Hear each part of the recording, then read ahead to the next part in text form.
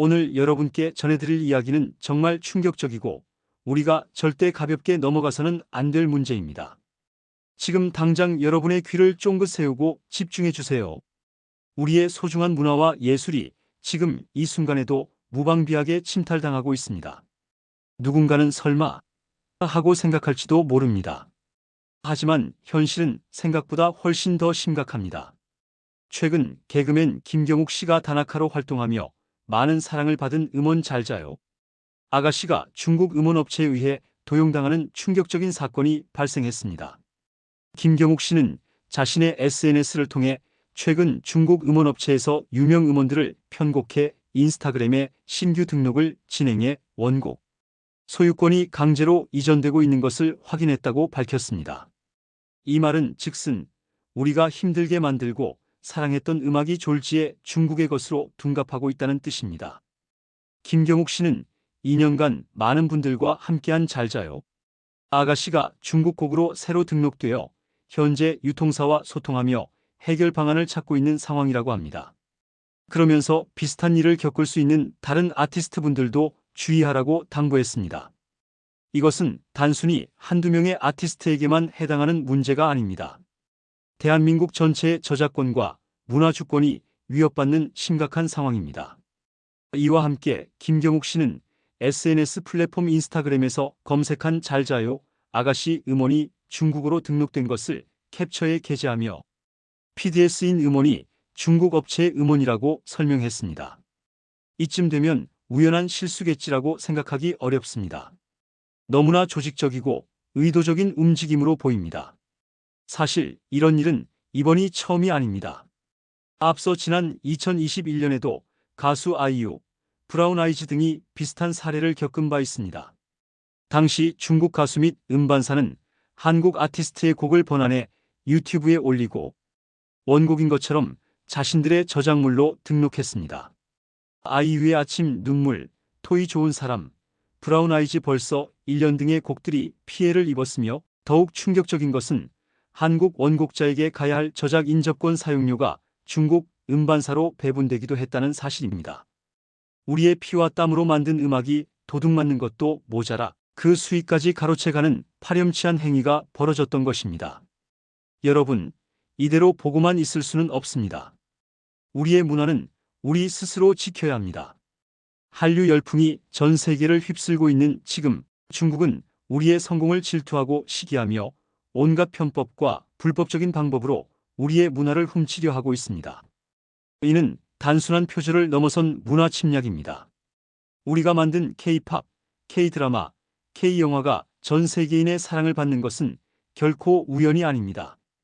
수많은 아티스트들이 밤낮 없이 노력하고 창작의 고통 속에서 만들어낸 귀한 결과물입니다.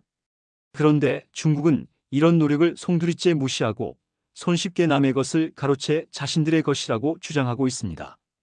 이는 창작의 가치를 짓밟는 행위이자 국제사회의 질서를 어지럽히는 행위입니다. 더욱이 문제는 이런 음원 도용이 SNS 플랫폼을 통해 광범위하게 이루어지고 있다는 점입니다.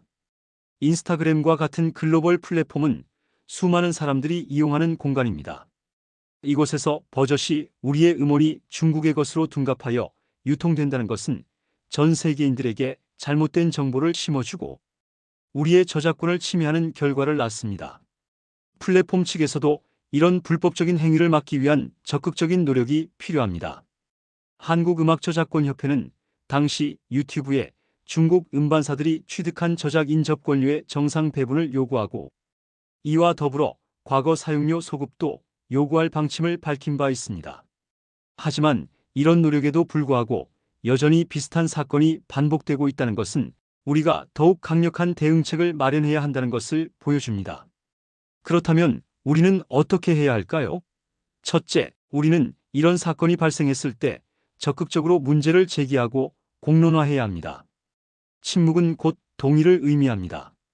우리의 목소리를 높여 불법적인 행위에 대한 경종을 울려야 합니다.